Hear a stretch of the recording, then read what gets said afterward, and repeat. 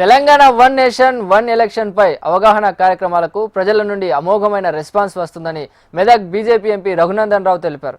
మావోయిస్టులు ఏరివేత లక్ష్యంగా కొనసాగుతున్న ఆపరేషన్ ఖగర్ పై గడిచిన 10 ఏళ్ల పాటు అధికారంలో ఉండి ఎన్నో ఎన్కౌంటర్లు చేసిన కేసీఆర్ ఇప్పుడు మాట్లాడటం హాస్యాస్పదంగా ఉందన్నారు.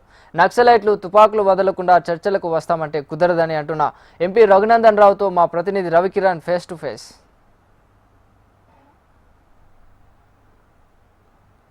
తెలంగాణ రాష్ట్ర వ్యాప్తంగా BJP one nation one election నినాదంతో పెద్ద ఎత్తున అవగాహన సదస్సు చేస్తుంది. ప్రస్తుతం ఖమ్మం వచ్చారు బీజేపీ ఎంపీ రఘునందన్ రావు. ప్రస్తుతం మనతో పాటు ఉన్నారు.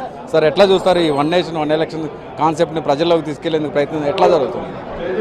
సో భారతీయ జనతా పార్టీ 1984 తన ఎన్నికల మేనిఫెస్టోలో పెట్టిన అంశాన్ని అబ్జల్యూట్గా మెజారిటీ వచ్చినటువంటి 2019 ఎన్నికల కంటే ముందు మేనిఫెస్టో, 2024 ఎన్నికల కంటే ముందు మేనిఫెస్టోలో కూడా పెట్టాం. భారతీయ జనతా పార్టీ తన మేనిఫెస్టోని తనకు శిలాశాసనంగా భావిస్తుంది. ప్రజలకు ఒకసారి మనం ఒక మాట ఇస్తే ఖచ్చితంగా దాన్ని నెరవేర్చాలని అనుకుంటుంది. దాంట్లో భాగంగా మాజీ రాష్ట్రపతి గౌరవనీయులు రామ్నాథ్ కోవింద్ గారి నేతృత్వంలో కమిటీ చేసినాం. పబ్లిక్ డొమైన్లో చర్చ పెట్టినాం. పార్లమెంట్లో చర్చ పెట్టడానికని వెళ్ళినప్పుడు మాకు ఒక పార్లమెంట్ స్టాండింగ్ కమిటీ వేసి పూర్తి స్థాయిలో అధ్యయనం జరగాలని కోరుకున్నారు. 18 నెలలు సమయం ఇచ్చి పార్లమెంట్ స్టాండింగ్ కమిటీని దేశంలో ఉన్నటువంటి అందరినీ కలిసి సాధ్యమైనంత ఎక్కువ మంది ప్రజల ఒపీనియన్స్ విన్న తర్వాత పార్లమెంట్లో ఈ బిల్లుని ప్రవేశపెట్టాలనేది మా ఉద్దేశం. We are more democratic. ప్రజలందరి ఆమోదం తర్వాతనే ప్రజల కొరకు ఎన్నుకోబడినటువంటి ప్రభుత్వంగా ఈ బిల్లుని పాస్ చేస్తామనేటువంటి విశ్వాసం మాకుంది. ఆ దిశగా ముందు ప్రజలలో ఉన్నటువంటి అనుమానాలని దూరం చేసేందుకే ఈ అవగాహన సదస్సుని కొనసాగిస్తున్నారు. మరోవైపు తెలంగాణలో ఆపరేషన్ ఖగర్ నడుస్తుంది. దీని మీద కూడా మావోయిస్టులు అనేక లేఖలు విడుదల చేస్తున్నారు. వాళ్ళు రాజకీయ పార్టీలు కూడా దీని మీద కొన్ని నిరసనలు కూడా చేస్తున్నాయి. దీన్ని ఎట్లా చూస్తారు? ఇప్పుడు అన్న అధికారంలో ఉన్న 10 ఏళ్ళు ఖగార్ని నిలిపేయాలనో లేకపోతే ఎన్కౌంటర్లు చేయొద్దనో చంద్రశేఖరరావు చెప్పలేదు. చంద్రశేఖరరావు గారు ముఖ్యమంత్రి కాగానే 6 నెలల లోపలనే ఎన్కౌంటర్లు స్టార్ట్ చేసిండు. అధికారంలో ఉన్నప్పుడు నక్సలైట్లు దేశద్రోహులు అవుతారు.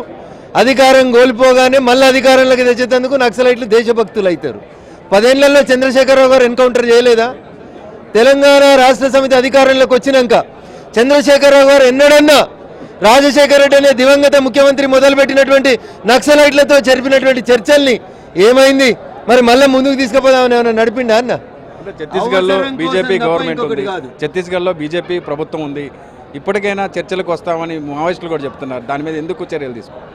అంటే నీకు నచ్చినప్పుడు తుపాకీ పడతావు, నీకు నచ్చని చంపేస్తావు, నీకు నచ్చితే ఈ ప్రభుత్వాన్ని కూలగొట్టాలంటావు, ప్రజాస్వామ్యం మీద విశ్వాసం లేదంటావు, తుపాకీ కొట్టం ద్వారానే రాజ్యాధికారం వస్తుందని చెప్తావన్నా. నువ్వు ఎస్ అంటే ఎస్ అనాలి, నో అంటే నో అనాలంటే భారత ప్రజాస్వామ్యం అట్లా చెప్పలేదన్న. బిఆర్ అంబేద్కర్ గారు అట్లా చెప్పలేదు. మీరు చర్చలకు రావడానికి మాకు అభ్యంతరం ఎందుకుంది అంటే మీ చేతిలో ఆయుధం ఉంది కాబట్టి. ఆయుధాలు బట్టి చర్చలకు వస్తే చర్చలు ఎవరు చేస్తారన్నా? ఆయుధం ఉన్నదే గెలుపు అవుతుంది, నీదే గెలుపు అనిపిస్తుంది. రాజశేఖర రెడ్డి గారు ఒకసారి ఒక ప్రయత్నం చేసిండ్రు. ఇంతకుముందు ఎప్పుడు ఈ దేశంలో చర్చలు జరగలేదా? చాలాసార్లు చాలా ప్రభుత్వాలు చర్చలు జరిపినాయి. చర్చల సమయాన్ని బ్రీతింగ్ టైంగా వాడుకొని కొత్త రిక్రూట్మెంట్ చేసుకొని కొత్త ఆయుధాలు తెచ్చుకొని కొత్త రీతిలో దాడి చేసేందుకు స్ట్రెంత్ని గ్యాదర్ చేసుకునేందుకు మీరు వాడుకుంటున్నారనే పాత అనుభవాల దృష్ట్యా ఆయుధాలు ఉన్నటువంటి వ్యక్తులతో చర్చలు జరపడానికి భారత ప్రభుత్వం సిద్ధంగా లేదు. ఆపరేషన్ సింధూర్ విషయంలో కావచ్చు, ఇప్పుడు జరుగుతున్నటువంటి యుద్ధం విషయంలో కావచ్చు, ఎట్లా ముందుకు పోతుంది బీజేపీ ప్రభుత్వం? సో కొన్ని విషయాల్ని మాట్లాడకుండా ఉంటే బాగుంటుంది అనేది భారత రక్షణ శాఖ మంత్రి, భారత సైన్యం చెప్పిందన్న. దానికి సంబంధించి ప్రతిరోజు అధికారికంగా రక్షణ శాఖకు సంబంధించినటువంటి కొంతమంది పెద్దలు మాట్లాడుతూ ఉన్నారు. దయించి మీడియా మిత్రులకు కూడా సంయమనం పాటించమని నేను ఒక విజ్ఞప్తి చేస్తా ఉన్నా. ఎవరు పడితే వాళ్ళు ఏది పడితే అది మాట్లాడుతుంటే సైన్యం మోరల్గా దెబ్బతింటుంది. కాబట్టి జరుగుతున్న సంఘటనల్ని ప్రతిరోజు బ్రీఫింగ్ భారత ప్రభుత్వం, భారత సైన్యం ఇస్తుంది. కాబట్టి దయించి సంయమనం పాటించండి. అధికారికంగా వచ్చే వార్తలనే నమ్మండి. సోషల్ మీడియాని, గూగుల్ని, దొంగ అకౌంట్లని, దొంగ విశ్లేషణని దయించి విశ్వసించొద్దని సవినయంగా ఈ దేశ ప్రజలకు నేను చేస్తున్నాను. తెలంగాణలో ఉన్న పాకిస్తాన్లో వెంటనే పంపించాలంటూ కూడా కేంద్రం పెద్ద ఎత్తున కసరత్తు చేస్తున్న నేపథ్యంలో కొంతమంది అడ్డుకునే ప్రయత్నం చేస్తున్నారు. దాన్ని ఎట్లా? భారత ప్రభుత్వం లా అండ్ ఆర్డర్ విషయానికి వచ్చినప్పుడు, ఈ దేశ భద్రత విషయానికి వచ్చినప్పుడు ఈ దేశ హోంమంత్రి గౌరవనీయులు అమిత్ షా గారు అన్ని రాష్ట్రాల ముఖ్యమంత్రులకి కొన్ని గైడ్ లైన్స్ని స్పష్టంగా ఇచ్చిండ్రు. ఆ గైడ్ లైన్స్ని ఆయా రాష్ట్రాలు అమలు చేస్తాయని మేము కోరుకుంటున్నాం. ఎందుకంటే వాళ్ళు కూడా ప్రజాస్వామ్యబద్ధంగా ఎన్నికైనరు కాబట్టి. విననప్పుడు భారత ప్రభుత్వం ఏం చేయాలో భారత ప్రభుత్వం ఆలోచిస్తుంది. మొదటగా బీజేపీకి సంబంధించి ఖమ్మం జిల్లాలో పెద్ద ఎత్తున ఈ మధ్య కాలంలో ప్రచారాలు సభలు నిర్వహిస్తుంది.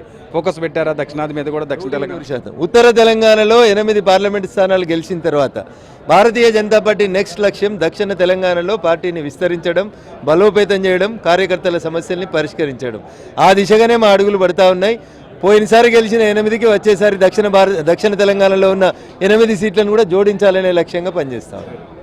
ఇది మొత్తం మీద తెలంగాణ రాష్ట్రంలో దక్షిణ తెలంగాణను కూడా తమ విజయాలు సాధించేందుకు పెద్ద ఎత్తున తమ ప్రయత్నం సాగుతుందని చెప్తున్నారు. ప్రస్తుతం అయితే ఆపరేషన్ సింధూర్కు సంబంధించి కూడా ఎవరు కూడా అనేక విషయాలపై చాలా స్పష్టంగా ఉన్నారు. ప్రభుత్వం వెంటనే అన్నీ కూడా సైనిక సంబంధించిన అధికారులు తెలియజేస్తున్నారు కాబట్టి ఎవరు ఎటువంటి వివరణ లేకుండా విషయాలు అనేది వెల్లడించొద్దని చెప్పేసి ఎంపీ రఘునందన్ రావు అయితే మనతో చెప్తున్నారు. ఇక్కడ ఉపస్థితి గణేష్ కిరణ్ ఖమ్మం జిల్లా.